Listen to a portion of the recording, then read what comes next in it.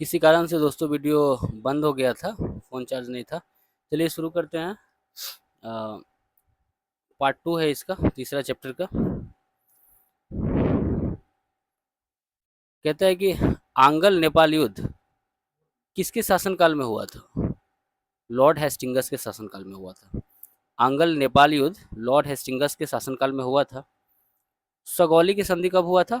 1815 में। सगौली की संधि 1815 में हुआ था। सगौली की संधि कब हुआ? 1815 में। कहता है कि इसमें से कौन सुमेलित नहीं है? ठीक है।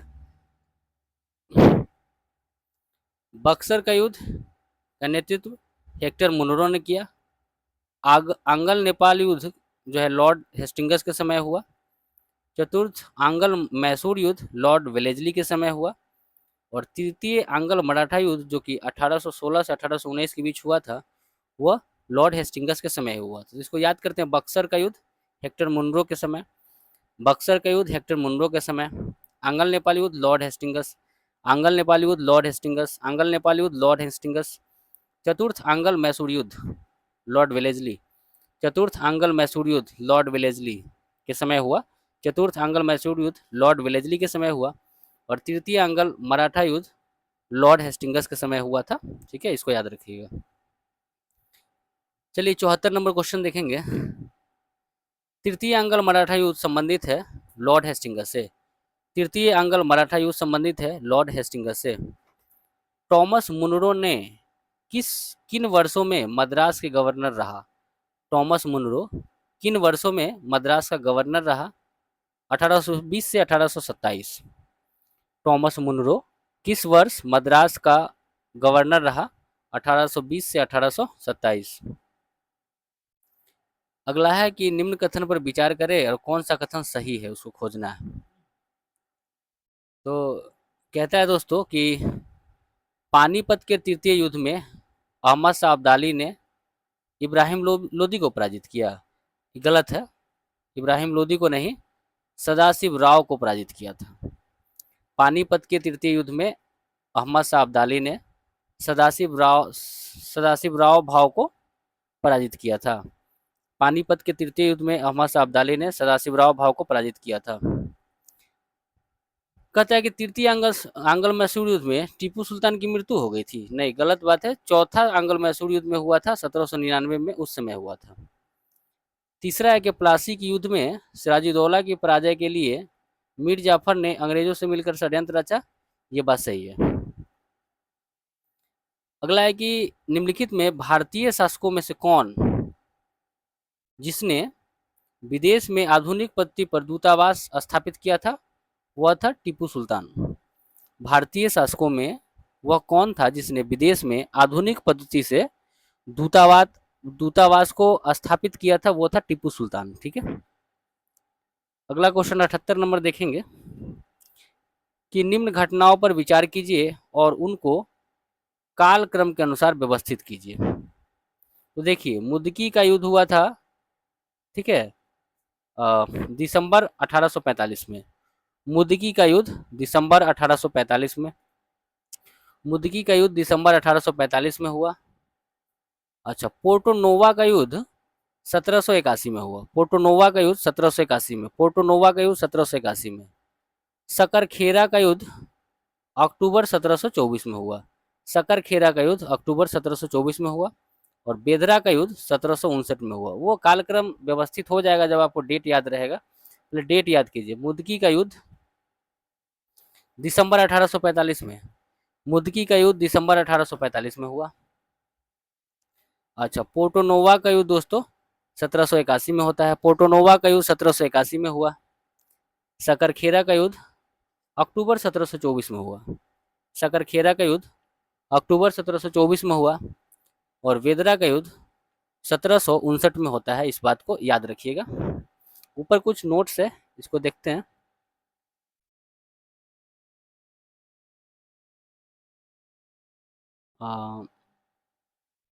कहता है कि 1849 से पहले 1849 से पहले पंजाब में सिखों का राज था। ठीक है। लेकिन पंजाब को जीतने के लिए अंग्रेजों ने 2 आंग्ल सिख युद्ध किया था। 1849 से पहले पंजाब में सिखों का राज था ना, और पंजाब को जीतने के लिए अंग्रेजों ने दो आंगल आंगल सिख युद्ध किया था। प्रथम आंगल सिख युद्ध हुआ था 1845 से 46। प्रथम आंगल सिख युद्ध 1845 से 46 हार्डिंग प्रथम के समय, और द्वितीय आंगल सिख युद्ध हुआ था 1848 से 49, ये लॉर्ड डलहौजी के समय हुआ था। ठीक है, चलिए आगे बढ़ते हैं। अगला क्वेश्चन है, राजा रंजीत सिंह ने किस स्थान पर अदालत आला स्थापित किया था? राजा रंजीत सिंह ने किस स्थान पर अदालत आला स्थापित किया? तो लाहौर में। राजा रंजीत सिंह ने किस स्थान पर अदालत आला स्थापित किया? वह लाहौर में स्थापित किया। ठीक है, अगला है, कहता है कि निम्न कथन में कौन सा सही है? एक्सला सेपल की संधि 1748 जो हुआ ना, इसी के बारे में कह रहा है कि कौन सा सही है। तो एक्सला सेपल की संधि जो 1748 में हुआ, उसके तहत प्रथम कर्नाटक युद्ध की समाप्ति हो गया। प्रथम कर्नाटक युद्ध की समाप्ति और अंग्रेजों को मद्रास फिर से प्राप्त हो गया, यही बात सही है।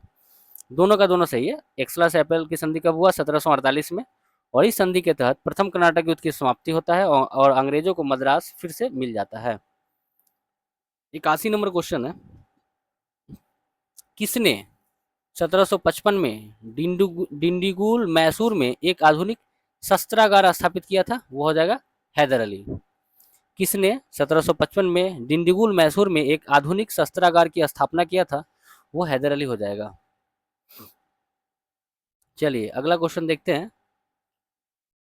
कहता है कि प्रथम कर्नाटक युद्ध जो है वह एक्सला सेपल की संधि से समाप्त होता है। ठीक है, प्रथम कर्नाटक युद्ध एक्सला सेपल की संधि से समाप्त होता है।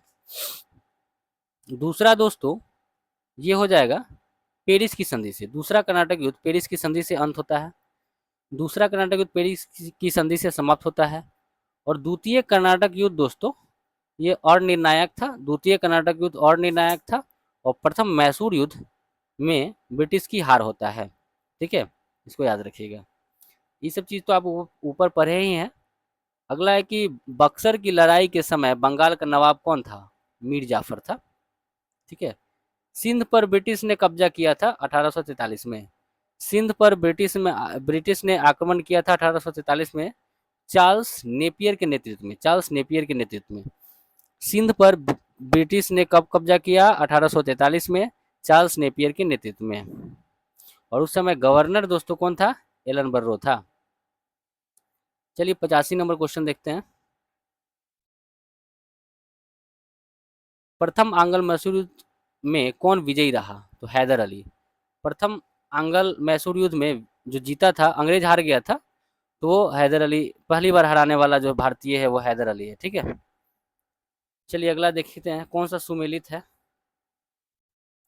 कौन सुमेलित है? देखिए यहाँ पे कहता है कि प्रथम आंग्ल मैसूर युद्ध में क्या हुआ? हैदर अली जीत गया, एकदम सही है। प्रथम प्रथम आंग्ल मैसूर युद्ध में दोस्तों हैदर अली जीत गया था। ठीक है, अच्छा द्वितीय आंग्ल मैसूर युद्ध में हैदर अली ने अंग्रेजों को, मतलब इसे कुछ नहीं था, मतलब करा के पराजित किया, बिल्कुल गलत है। द्वितीय आंग्ल मैसूर युद्ध में जो था ना वो और निर्णायक था। ठीक है, कौन जीता कौन हारा ऐसा कोई पता आता नहीं था। अच्छा तृतीय आंग्ल मैसूर युद्ध में क्या हुआ था? टीपू सुल्तान और टीपू सुल्तान जो है ना हार गया। ठीक है, टीपू सुल्तान हार गया और अपना जो आधा से ज्यादा राज अंग्रेजों को दे दिया तृतीय आंग्ल मैसूर युद्ध में। ठीक है, तृतीय आंग्ल मैसूर युद्ध में दोस्तों क्या हुआ कि टीपू सुल्तान तो हार गया और अपना आधा से ज्यादा राजपाट जो है वो अंग्रेजों को सौंप दिया। चतुर्थ आंग्ल मैसूर युद्ध में क्या होता है? इसमें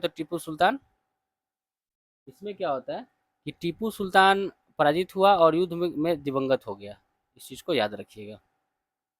चलिए दोस्तों अगला कहता है 1802 की बसीन की संधि हुआ था। 1802 में बसीन की संधि हुआ, उस पर हस्ताक्षर जो हुआ वो किसके बीच हुआ था? किसके किसके बीच हुआ था? 1802 में जो बसीन की संधि हुआ उस पर हस्ताक्षर जो हुआ था, दस्तखत, वो अंग्रेज और बाजीराव द्वितीय के बीच में हुआ था। ठीक है, बाजीराव द्वितीय दोस्तों वो पेशवा था। ठीक है, और दोस्तों एक चीज और याद रखिए कि दूसरा आंग्ल मराठा युद्ध में युद्ध का तात्कालिक कारण था बसीन की संधि। ठीक है, बसीन की संधि यही तात्कालिक कारण था। तो एक बार फिर से देखिएगा, 1802 की बसीन की संधि पर हस्ताक्षर किसके किसके बीच हुआ? अंग्रेज और बाजीराव द्वितीय के बीच में। 88 नंबर क्वेश्चन है, सिराजुद्दौला के विरुद्ध षड्यंत्रकारियों ने निम्नलिखित में से कौन कौन शामिल था? सिराजुद्दौला के विरुद्ध जो षड्यंत्रकारी था उसमें शामिल था, उसमें राय दुर्लभ, अमीचंद दोस्तों, उसके बाद जगत सेठ और यार लतीफ, ये सारा का सारा गद्दार उसमें शामिल था। राय दुर्लभ, अमीचंद, जगत सेठ और यार लतीफ, ये सारे के सारे उसमें शामिल था। 89 नंबर क्वेश्चन है, ब्रिटिश जनरल जिसने हैदर अली को पोर्टनोवा के युद्ध में हराया था वह था सर आयरकुट। वह ब्रिटिश जनरल जिसने हैदर अली को पोर्टनोवा के युद्ध में हराया, और पोर्टनोवा का युद्ध हुआ कब? 1781 में। पोर्टनोवा का युद्ध कब हुआ? 1781 में। पोर्टनोवा का युद्ध कब हुआ? 1781 में। तो ब्रिटिश जनरल जिसने हैदर अली को पोर्टनोवा के युद्ध में हराया था वह था सर आयरकुट। अच्छा, प्रथम अफगान युद्ध कब हुआ? 1839 में। प्रथम अफगान युद्ध हुआ 1839 में। प्रथम अफगान युद्ध 1839 में दोस्तों हुआ। अब समझिएगा इस नोट्स को, ठीक है। कहता है कि प्रथम आंग्ल वर्मा युद्ध 1824 से 26 में हुआ। प्रथम आंग्ल वर्मा युद्ध 1824 से 26 में हुआ, और प्रथम आंग्ल वर्मा युद्ध की समाप्ति यानडूब की संधि से होता है। प्रथम आंग्ल वर्मा युद्ध कब हुआ? 1824 से 26 में, और इसकी समाप्ति यानडूब की संधि से होता है। दूसरा आंग्ल वर्मा युद्ध 1852 में होता है, डलहौजी के समय। दूसरा आंग्ल वर्मा युद्ध 1852 में होता है, डलहौजी के समय। दूसरा आंग्ल वर्मा युद्ध 1852 में डलहौजी के समय हुआ, और तीसरा आंग्ल वर्मा युद्ध 1885 में डफरिन के समय हुआ। तीसरा आंग्ल वर्मा युद्ध 1885 में डफरिन के समय होता है। आगे देखिए, प्रथम आंग्ल अफगान युद्ध 1839 से 42 में। प्रथम आंग्ल अफगान युद्ध 1839 से 42 में। प्रथम आंग्ल अफगान युद्ध 1839 से 42 में। द्वितीय आंग्ल अफगान युद्ध 1878 से 80। द्वितीय आंग्ल अफगान युद्ध 1878 से 80। द्वितीय आंग्ल अफगान युद्ध 1878 से 80। अच्छा, तृतीय आंग्ल अफगान युद्ध 1919 से 21। तृतीय आंग्ल अफगान युद्ध दोस्तों 1919 से 21। तृतीय आंग्ल अफगान युद्ध 1919 से 21 होता है, ठीक है। आगे देखेंगे, इन नोट से दोस्तों इसको जानना बहुत जरूरी है। कहता है कि द्वितीय आंग्ल सिख युद्ध में, द्वितीय आंग्ल सिख युद्ध 1848-49 में हुआ ना, उसमें दिलीप सिंह पराजित हो गया और कोहिनूर हीरा छीन कर डलहौजी ले गया। दोस्तों उम्मीद करते हैं कि सेशन काफी अच्छा लगा होगा। 2-3 बार वीडियो को और देख लीजिएगा, आपको पूरा तरह से इस चैप्टर से अगर दोस्तों एक बात और है, रोशन सर का दावा है कि अगर इस चैप्टर से क्वेश्चन आता है तो इससे बाहर नहीं आएगा, इवन बीपीएससी प्रीलिम्स तक का भी। तो इसको 2-3 बार देखिए। अपना ख्याल रखें, अपनों का ख्याल रखें। धन्यवाद।